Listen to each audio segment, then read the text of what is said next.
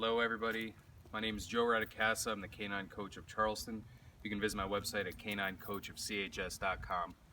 Today we're making a video, the first of many, on proper use of prong collars. Now I'm making these videos because prong collars have a terrible stigma attached to them, and there's a ton of misinformation out there. People think that these are harmful, when in fact a flat buckle collar does a lot more harm to your dog than these do, especially when used properly.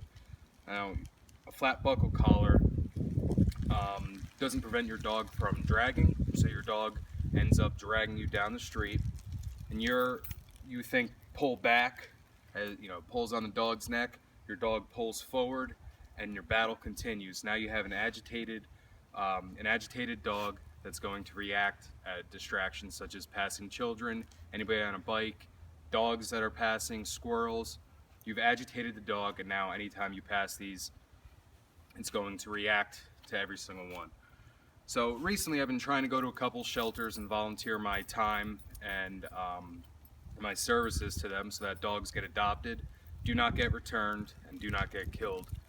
And I was told that they won't use me because I use prong collars, because they're positive only dog training. That's cute and all, but 5 million dogs a year are being killed. One of the main reasons dogs are being returned to shelters is because they cannot walk calmly on a leash. They drag their owners, they bark, lunge, growl, bite, nip, all sorts of misbehavior, and they're wearing a flat buckle collar, they're wearing a slip lead, and they're also wearing the harnesses. Now the harnesses don't harm a dog like a flat buckle collar does, but it actually promotes pulling. When you see a sled dog, they're wearing harnesses because it is a natural feeling that dogs pull. Now, while your dog may not be getting choked out like they do in a flat buckle collar while wearing a harness, the bottom line is, what is your dog doing if the leash slips out of your hand? If it's not sitting next to you, something's wrong. You're doing something incorrectly.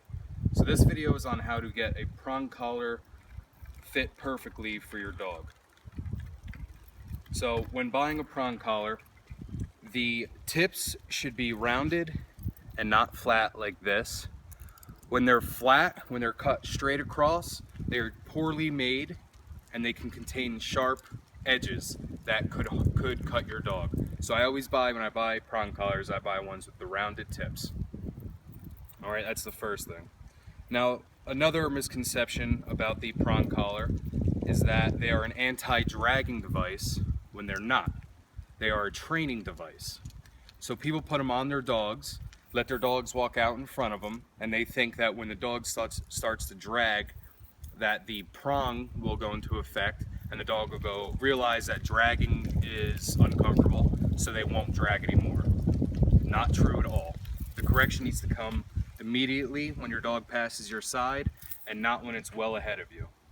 When your dog is by your side, it is calm and relaxed, and it is reacting as if the handler is the pack leader. When your dog is out in front of you, it is on the prowl, it is looking for distractions, squirrels, dogs, and other things, and that's why it's very reactive.